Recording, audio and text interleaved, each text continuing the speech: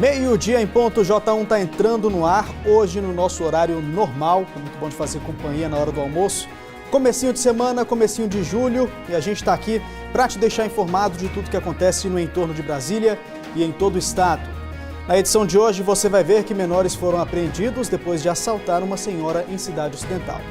E a gente mostra também que uma tentativa de assalto a um PM acaba com a morte de um suspeito e outro ferido em Cristalina. Você vai ver ainda. Ministério Público investiga diálogos de servidores que ameaçam torturar e até matar presos. Uma fonte de água mineral está correndo o risco de desaparecer na Vila Portuguesa, em Lusiânia. 4 integrantes da chamada máfia do concurso foram condenados pela Justiça. E está faltando sinalização em uma das principais avenidas de Novo Gama, a GO 520.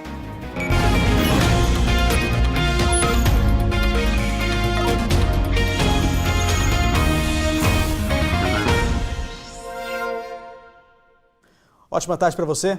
A gente abre essa edição falando que ontem à noite 4 bandidos foram pegos tentando assaltar uma fazenda em Cristalina. Você vai ver imagens agora dos objetos apreendidos. A fazenda pertence a um policial que acabou rendendo os suspeitos. Segundo a polícia, ele chegava de carro atrás do caminhão de materiais de construção, quando foram abordados na porteira pelos ladrões armados. O policial trocou tiros com os suspeitos. Um desses suspeitos morreu no local e o outro foi levado para o hospital de base em Brasília em estado grave. E os outros 2 conseguiram fugir pela mata. O policial e a família não foram atingidos e passam bem. 2 menores de idade foram apreendidos ontem em Cidade Ocidental depois de roubarem o carro de uma senhora. Segundo a vítima, os 2 menores renderam ela e levaram o carro e o celular dela. Depois da denúncia, a polícia foi atrás e encontrou o veículo na GO 521. Os menores foram rendidos e encaminhados para o CIOPS de Cidade Ocidental. Outro assunto agora, o Ministério Público está investigando conversas de WhatsApp entre o diretor da Casa de Prisão Provisória de Formosa e agentes penitenciários. Nos diálogos, os servidores ameaçam torturar e até matar os presos que não concordam com as normas da cadeia. As mensagens foram trocadas entre os dias 11 de maio e 10 de junho. Os agentes penitenciários relatam que presos da cela 3 estariam ameaçando matar os funcionários. O agente Bruno manda desligar a água e a luz e tacar gás. Em outro trecho, os servidores falam que o preso Maicon, que já matou um bombeiro, prometeu matar um agente. Em retaliação, os servidores ameaçam agredir o interno, dizendo que o detento ia ter uma epilepsia com força e que iam mostrar para ele quem é machão. O diretor do presídio também aparece nas conversas. Ele diz que o resultado da operação vai ser caixão fechado. Uma gíria para dizer que o preso vai apanhar tanto, até a morte, que vai ficar irreconhecível. O agente Bruno volta a dizer que já comprou as bombas e que está na hora de colocar em prática o procedimento, nas celas 8 e 11, e que na cadeia as coisas só funcionam na base da pancada.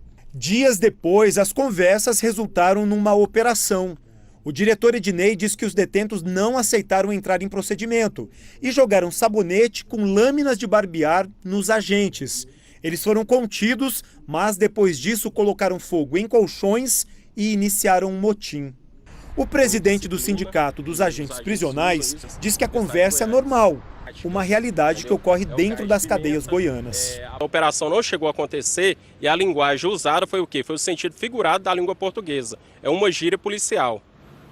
Não há excesso. Não há excesso. O promotor de justiça de Formosa abriu uma investigação para ouvir o diretor do presídio e os agentes que participaram das conversas.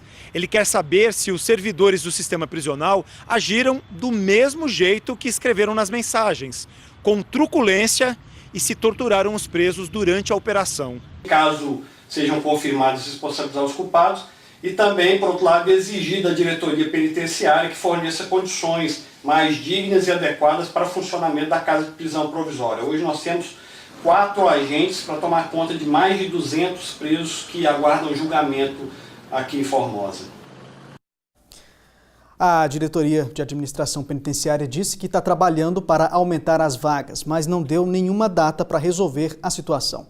A diretoria determinou também a abertura de uma sindicância com base nas informações divulgadas na imprensa e o afastamento de um servidor identificado como autor de postagens ofensivas em mídias sociais.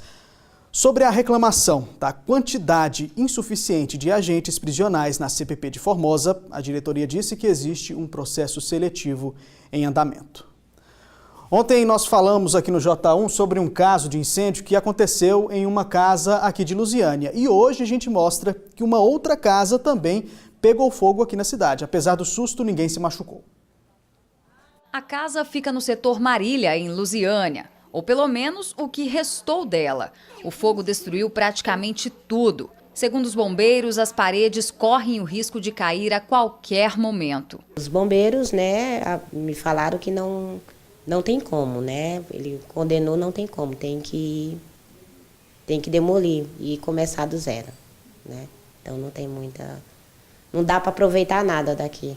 O incêndio foi por volta de meio-dia, bem no horário em que todos que moram na casa estão trabalhando. A suspeita da família é de que foi um incêndio criminoso, já que alguns objetos da casa desapareceram. O que a gente sentiu falta foi só do notebook mesmo, um vidro de perfume e um relógio também que ele tinha. A dona de casa registrou ocorrência na delegacia e a polícia já está investigando o caso. No bairro, outros moradores relataram que os furtos são constantes. Mas assim como a Ledemar, muita gente tem casa própria e prefere continuar aqui, mesmo sem a tranquilidade de deixar a casa sozinha. Fui na Polícia Civil, né, para registrar a ocorrência, mas foi só, viu? O pessoal da perícia científica também fizeram o trabalho deles. E agora é só deixar por conta das autoridades, né? A gente tem que fazer a nossa parte. Uma pena, né, gente? Como você viu na reportagem, a polícia já começou a investigar esse caso. Hora de uma pausa rápida para o intervalo comercial. Daqui a pouquinho a gente mostra aqui no J1 que uma fonte de água mineral está correndo o risco de desaparecer na Vila Portuguesa, aqui em Lusiânia. E o E-Goiás de hoje te leva para uma viagem na história do povo que vivia no lombo de animais pelo Brasil. Agora, 12h07, a gente volta daqui a pouquinho.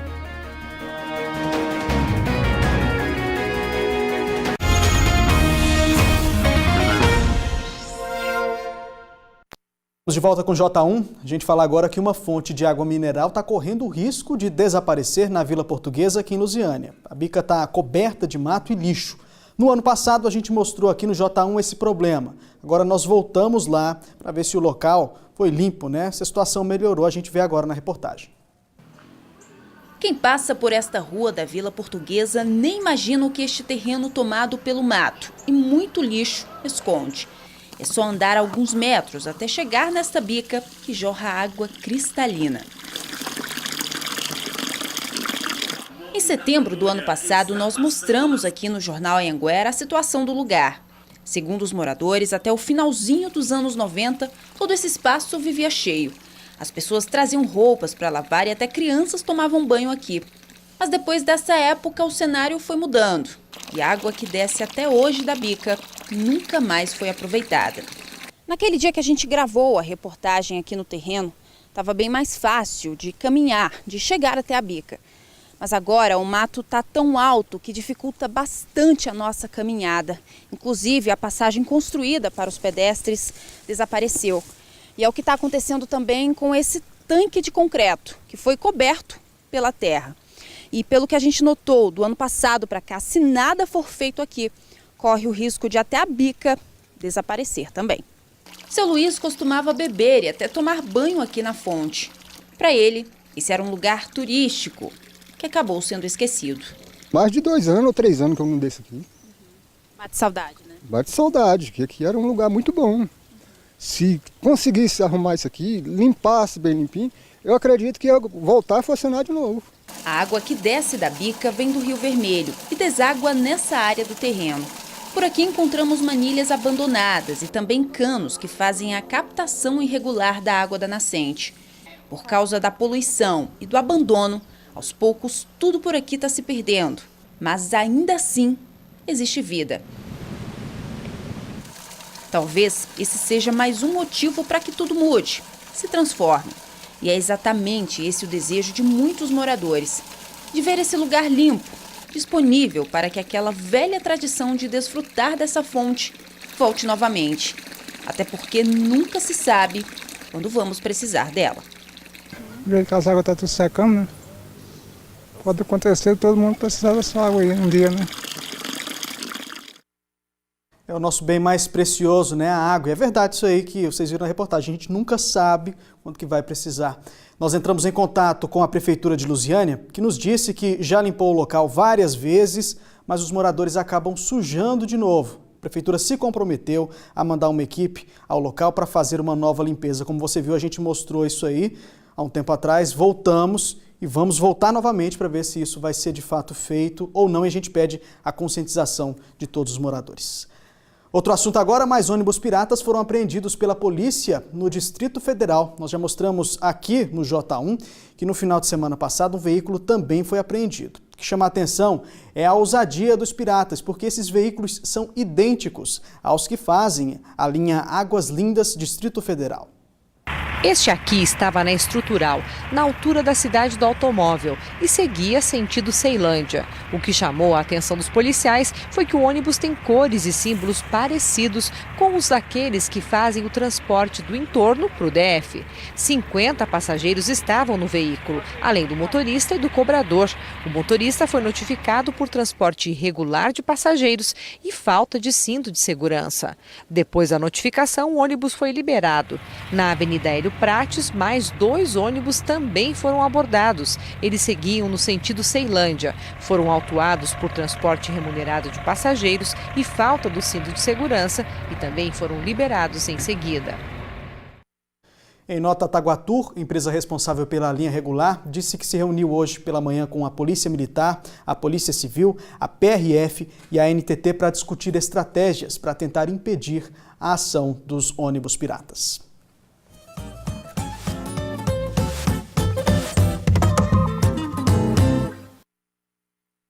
Arroz carreteiro, paçoca de carne, feijão gordo, tudo isso era usado para dar força aos tropeiros que viviam viajando pelas estradas do estado, levando mercadorias. A tradição das antigas comitivas continua bem viva no interior de Goiás.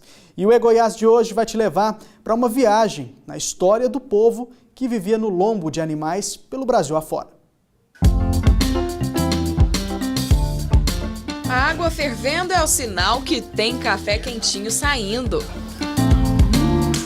Nós viemos ao rancho do seu Alexmar, ou melhor, ao rancho do Capitão, que fica em Acreúna, a 150 quilômetros de Goiânia, para entender um pouquinho da tradição dos tropeiros. E já começamos pelo café da manhã reforçado. Bom, e o dia dos tropeiros começa na base do ovo frito e da paçoca de carne seca, que é para dar sustância, né, seu Alexmar? Esse é só o café da manhã. Início do dia, né? Igual aqui nós estamos na fazenda, nós estamos na propriedade, nós não estamos em viagem.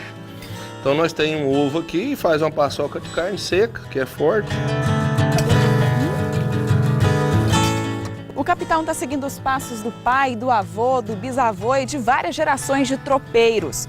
Com o passar do tempo, muita coisa mudou, menos a vontade de eternizar a tradição. Preparar a mula para uma longa jornada começa com a cangalha colocada no lombo do animal para pendurar as bruacas, que são essas caixas de couro. Antigamente eram os tropeiros que levavam mercadorias de uma região para outra do país. Eles eram os muleiros, né, que traziam nas mulas essas mercadorias. Depois eles vinham trazendo o gado, né, para vender até nas fazendas, e essas mercadorias às vezes trocavam por outro tipo de alimento nas vilas, nos povoados por onde eles passavam. Além da receita, a tradição dita a forma com que a comida deve ser feita. Os tropeiros usam sempre o fogão de chão, que é a lenha, e as panelas têm que ser de ferro, né, Ricardo? Além disso, tem que ter respeito também pelas panelas, Marina, né? A gente tem que ter um certo respeito e conforme as regras da tradição, a gente, para poder chegar nas panelas, tem que estar sempre de chapéu, e sempre que a pessoa for servir a comida, ela deve pegar a colher, o que ela pegar com a colher, ela já tem que servir no prato já. Não pode ficar mexendo a comida, escolhendo a melhor parte para poder comer, para se deliciar. Para acompanhar tem feijão gordo, abobrinha, milho refogado, de dar água na boca. Hoje, a única responsabilidade é mesmo manter a tradição. As comitivas se reúnem para participar de festas religiosas e encontros de tropeiros. Chegam a viajar dias nas estradas sem nenhum conforto, seguindo os costumes dos antepassados. Naquela época não tinha energia elétrica e ficava difícil conservar a comida. O que alimentava os viajantes era a paçoca de carne e o arroz carreteiro. Cardápio que virou competição famosa em Goiás, chamada de Queima do Alho. Vence a comitiva que oferecer a comida mais gostosa. A mistura dessa comida que é muito saborosa. Quer dizer, nós preservamos isso, é a preservação da cultura. Meu pai foi boiadeiro, através dele eu vou seguindo, né, a tradição. E isso é muito importante para nós, porque é uma tradição que a gente quer levar por muitos e muitos anos.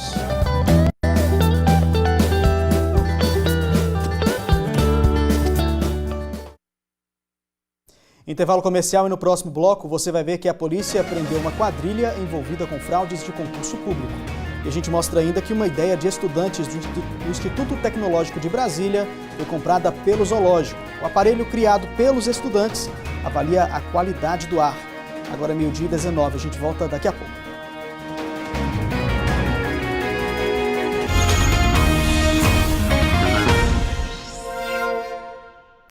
A gente fala agora que vão ser abertas daqui a pouco as inscrições do projeto Troca Eficiente. Ano passado a gente acompanhou aqui no entorno essa iniciativa. O consumidor tem a chance, através de um sorteio, de ganhar uma geladeira nova em troca do eletrodoméstico antigo.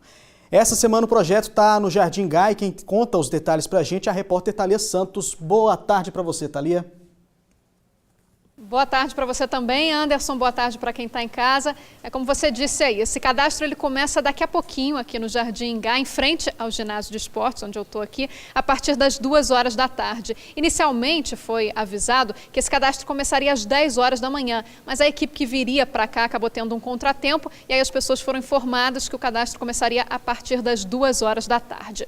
Esse programa Troca Eficiente da Enel, ele é realizado com um objetivo de economia de energia elétrica, porque as geladeiras antigas das pessoas que forem sorteadas, elas são trocadas por uma geladeira nova que gasta menos energia elétrica. Nós temos aí imagens da entrega da geladeira no ano passado, que já foi realizado também aqui no entorno em alguns municípios. Funciona assim, a pessoa se cadastra, vem aqui realizar o cadastro em cada um dos municípios, quando o programa estiver na sua cidade, a pessoa faz esse cadastro, depois é realizado um sorteio e aí a pessoa contemplada traz a geladeira antiga e troca por uma geladeira nova. Como eu disse, o cadastro é às 2h da tarde, mas já tem muita gente ansiosa aqui, pessoas que chegaram cedo e resolveram continuar aqui para poder ser um dos primeiros a fazer esse cadastro. A Dagna é uma delas.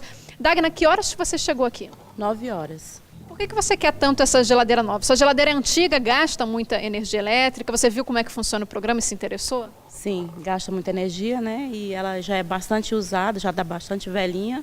Aí trocar pro outro é melhor, né? E ficar na torcida também, né? Ficar na torcida também, que a gente vai conseguir. Estamos aqui esperando. Aí tem que torcer porque são 90 geladeiras que vão ser sorteadas aqui na região, então não é todo mundo que é contemplado, né? Precisa realmente torcer um pouquinho para ser contemplado. E uma coisa importante, na hora de fazer o cadastro, eu vou conversar aqui com o seu José, que está com a esposa dele aqui também desde cedo. Olha só, ele já está com a última conta de energia elétrica paga, que tem que trazer para apresentar, e também um documento de identidade com foto. Seu José vai ficar esperando aqui para poder se cadastrar, para ser um dos primeiros? Boa tarde. Boa tarde, vou sim, eu vou ficar esperando, porque eu cheguei aqui, era às 9h10, e vou ficar aqui até quando der certo para fazer a ficha. Porque que é essa geladeira nova, né?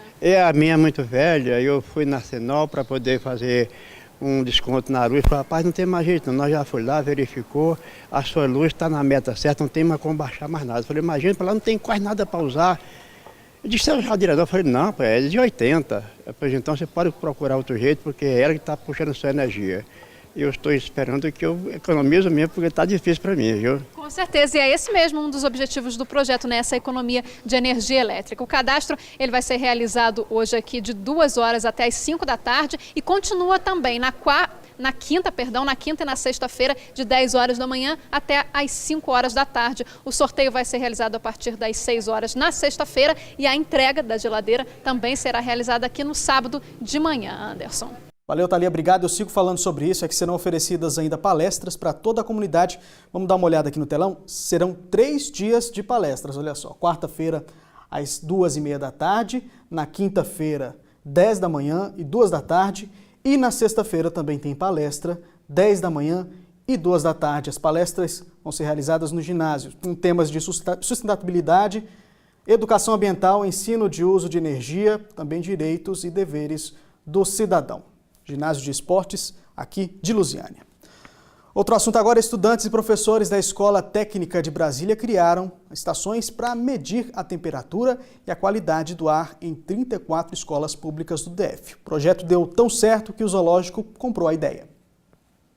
Tem bicho com casa monitorada 24 horas por dia lá no zoo. E o controle é rigoroso. Quantidade de vento, chuva e até a qualidade da água. Tudo captado por esse aparelhinho aí, desenvolvido por alunos e professores da Escola Técnica de Brasília. Já foram instalados 5 desses equipamentos lá no zoológico, que além de temperatura, umidade, medem ainda a incidência de luz e a qualidade do ar para os animais. Quando tem alguma coisa errada, eles emitem um alerta para quem está lá por perto. A gente vai simular aqui, ó, com álcool.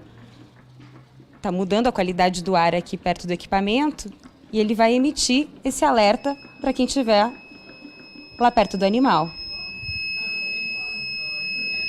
O monitoramento dos bichos foi criado a partir de um outro projeto que começou há 2 anos, com o desenvolvimento de estações meteorológicas para escolas públicas, construídas a partir de pratinhos de jardinagem, mão francesa e sensores que enviam as informações pela internet. Nós conseguimos montar uma estação em torno de R$200 o custo dela mesmo, porque a gente está usando material reaproveitável, material simples de ser adquirido, porque a gente entende que outra riqueza é que o aluno possa construir a sua própria estação. Essa é outra grande riqueza do projeto. O professor Isaías diz que isso pode incentivar os alunos a questionarem e buscarem soluções. Por que minha escola o ambiente está mais úmido ou está menos úmido? Ele faz comparação. O que eu tenho que fazer para melhorar? O que está acontecendo? Então, essas perguntas são muito valiosas, né? E olha só, além do DF, esse projeto já existe também em 5 escolas aqui de Goiás e em 3 escolas de São Paulo. 4 integrantes da chamada máfia dos concursos foram condenados pela Justiça. Além da prisão, eles vão ter que reparar danos coletivos no valor de R$1 milhão. O juiz reconheceu que os 4 constituíram e integraram a organização criminosa para praticar fraudes a concursos públicos e falsificar documentos como diplomas. O modo de agir ficou bem claro. Eles captavam pessoas para responderem às questões do concurso, depois elas enviavam as respostas por mensagem de celular. O aparelho ficava escondido no banheiro. O candidato pedia para sair perto do fim do horário das provas e copiava ou memorizava as respostas. Hélio Garcia Ortiz foi considerado o mandante da organização criminosa. O filho dele, Bruno de Castro Garcia Ortiz, era o executor. Os 2 foram condenados a 9 anos e 22 dias de prisão em regime fechado. Rafael Rodrigues da Silva Matias era quem aliciava pessoas para fazer as provas e passar o gabarito. Pegou 7 anos, 1 mês e 15 dias de prisão em regime semiaberto. O 4º integrante é Johan Gutenberg dos Santos, a quem cabia fazer a falsificação de diplomas de graduação e pós-graduação para garantir a posse nas vagas, mesmo para quem não tinha formação. Ele foi condenado a 5 anos, 8 meses e 15 dias, também em regime semiaberto.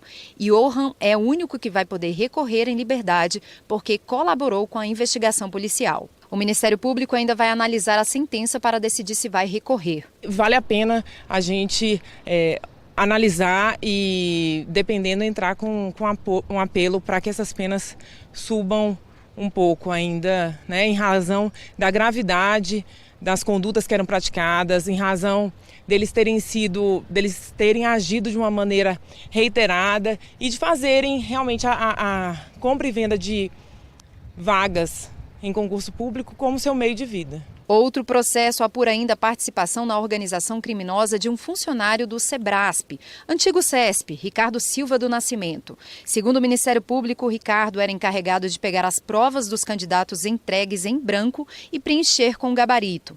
As pessoas que compraram as vagas também estão na mira do MP. Também estariam fraudando concurso público, adquirindo uma vaga de uma maneira irregular e ilegítima, comprando uma vaga quando deveria estar seguindo o trâmite regular dos certames públicos para ingressar na nossa administração pública. A defesa de Hélio e Bruno disse que vai recorrer. O advogado de Rafael Matias vai esperar o posicionamento do Ministério Público. Nós não conseguimos contato com Johann Gutenberg. Agora a gente fala de um assunto preocupante, o desabastecimento de água. Um relatório feito pela Saneago aponta que pode faltar água em mais de 60 cidades.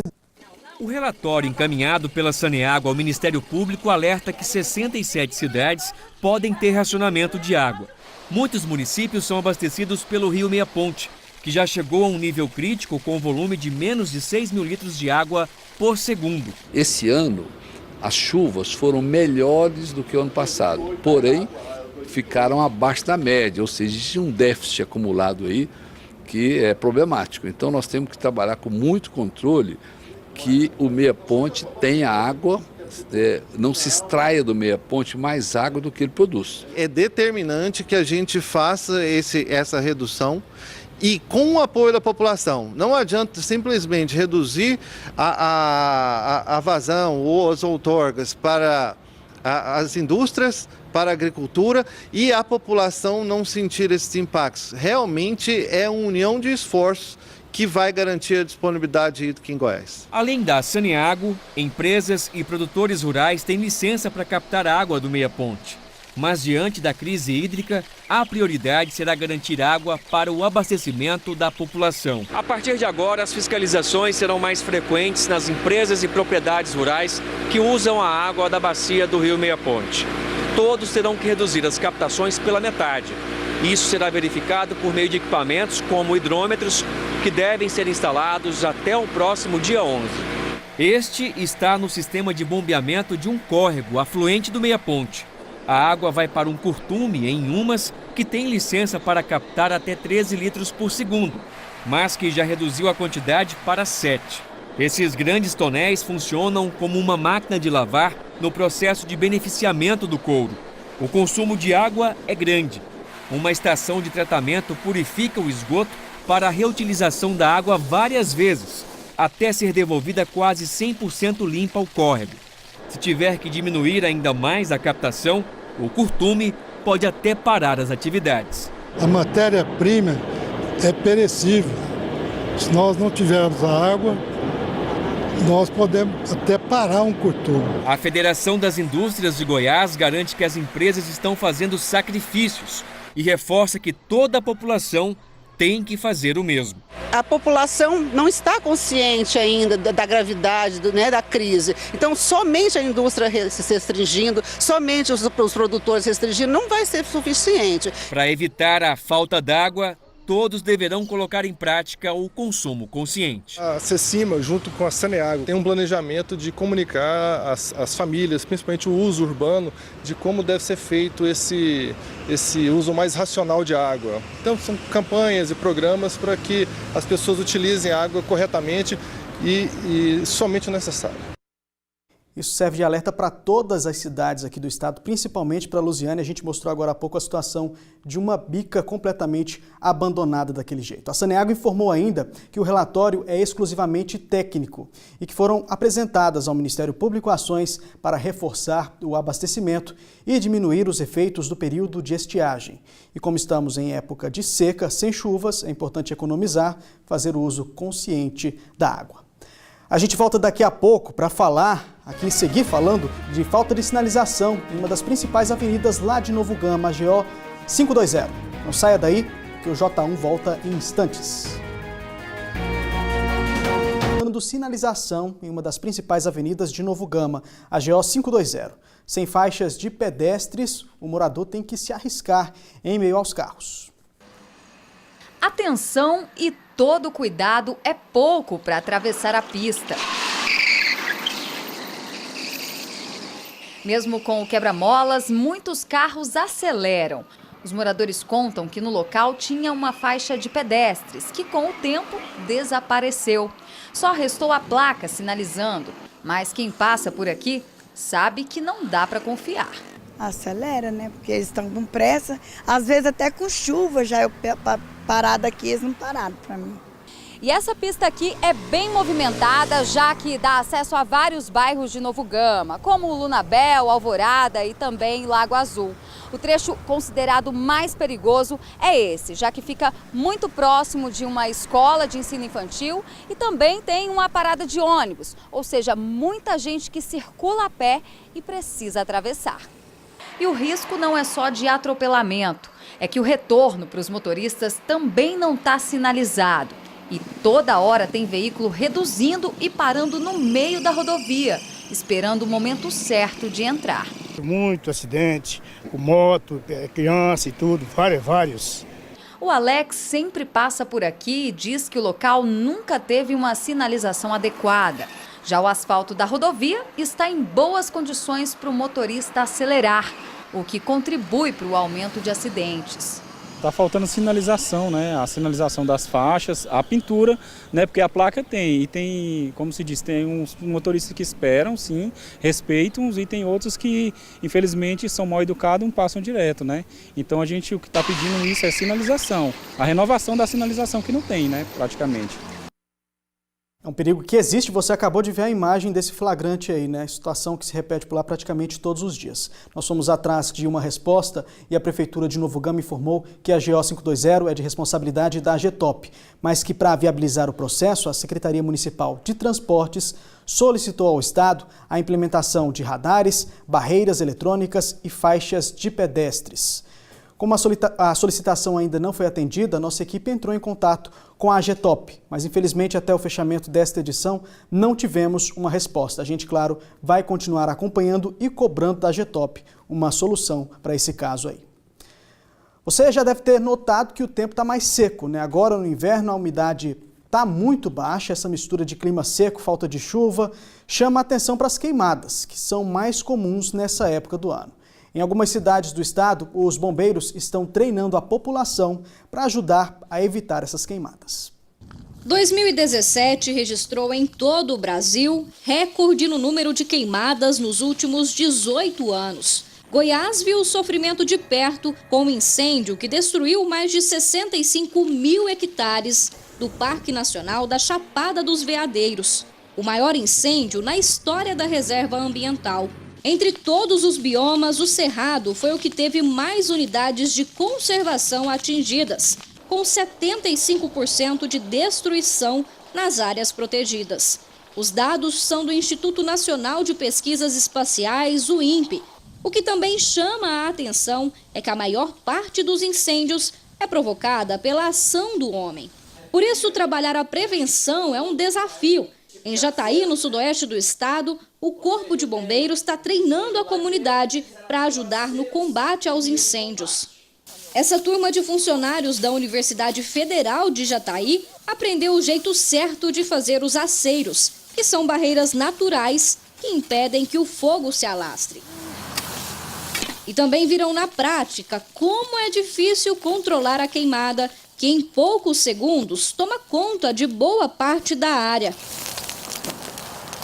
O treinamento faz parte da Operação Cerrado Vivo do Corpo de Bombeiros. Aqui no batalhão, a comunidade também ajuda a confeccionar os abafadores. O período mais crítico é entre os meses de junho e outubro por conta da estiagem. Só para se ter uma ideia, ao longo de todo o ano passado, foram mais de 6.400 focos de incêndio em Goiás, 60% deles só nesse período. Até agora foram mais de 600 focos de incêndio em Goiás. E não é difícil encontrar exemplos de quem viu o fogo de perto. A Fabielle estava numa chácara quando viu o incêndio tomar conta da vegetação. É a 5ª vez que a queimada atinge essa mesma área. Chegou aqui, nós começamos a apagar os fogos, aí o caminhão de bombeiro chegou, aí foi uns 40, 50 minutos. E preparar a comunidade para fazer o pré-combate até a chegada do Corpo de Bombeiros pode evitar que pequenos incêndios destruam grandes áreas. Nos grandes incêndios, além da utilização dos maquinários, né, que pode ser utilizado ali o trator, que pode ser utilizado ali um caminhão-pipa, mas tem local que esses maquinários não têm acesso. Aí é onde entra o abafador. E olha só, por falar em queimadas, na chegada da seca, como a gente viu aí na reportagem, aumenta o número de incêndios florestais. Em Brasília, os brigadistas estão sendo treinados para preservar uma outra parte importante da natureza, os animais. Averiguando a informação aí do incêndio no Parque Nacional, procede? Um incêndio dentro de uma chácara, fora do parque, tem perigo no parque. Chega a seca e chamados como este ficam cada vez mais frequentes. O grupo de ambientalistas do Torto atende ocorrências no Parque Nacional de Brasília. Não foi preciso ir longe para chegar até essa área. Pegamos o acesso para o setor de chácaras Boa Esperança e logo chegamos na área de preservação permanente do Parque Nacional. Na seca do ano passado, o grupo de ambientalistas do Torto atendeu em média 20 ocorrências de incêndios florestais no entorno e dentro do Parque Nacional de Brasília. Combater o fogo é a especialidade deles, mas resgatar os animais é o maior desafio dos brigadistas. A gente usa técnicas rudimentares aprendidas do pessoal mais antigo que atendia o Parque Nacional e não temos os equipamentos adequados para fazer isso, né? Sem equipamentos apropriados de captura durante o incêndio em maio deste ano, os brigadistas apenas retiraram essas cobras da área de perigo do fogo. No ano passado, esse tamanduá bandeira tentou atravessar a pista para fugir de um incêndio na cidade digital, na Granja do Torto. Foram necessários vários brigadistas e pelo menos 3 horas de trabalho para conter o animal. O zoológico teve que ser acionado para fazer a captura.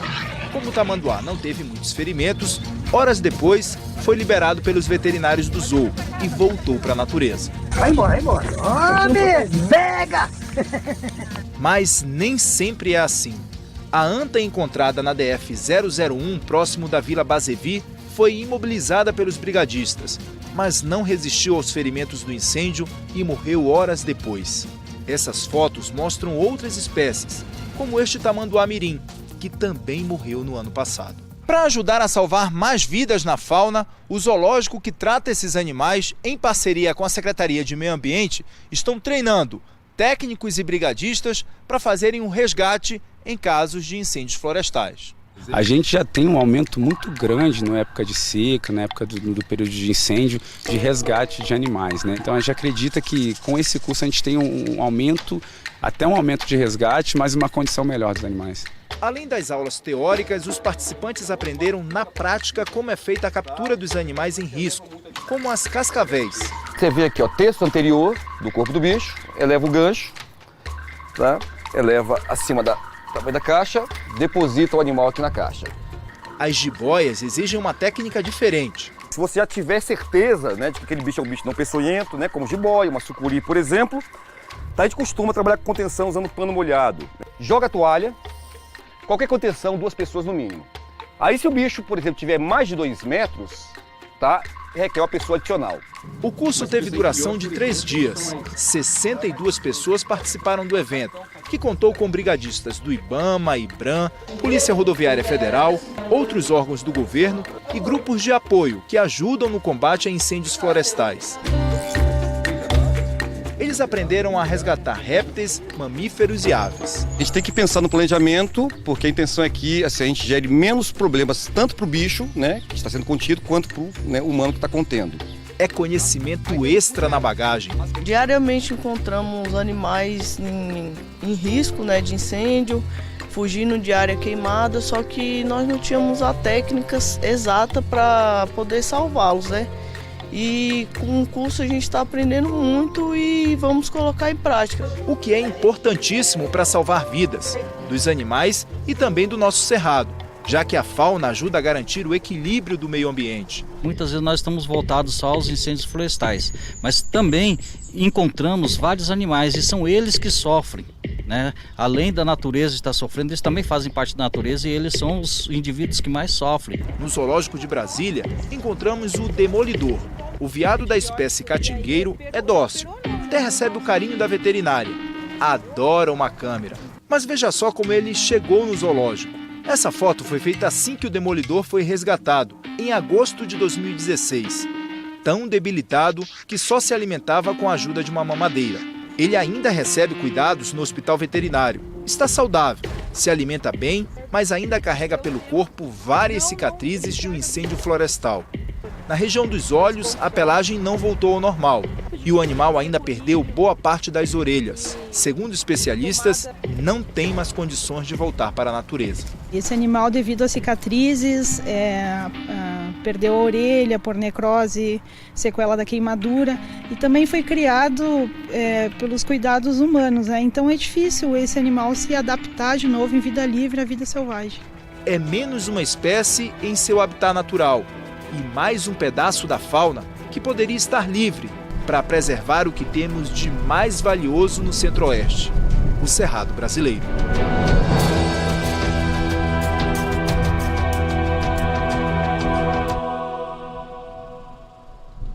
O J1 termina aqui e amanhã a gente está de volta no horário normal ao meio-dia. Eu te espero. Até lá, tchau!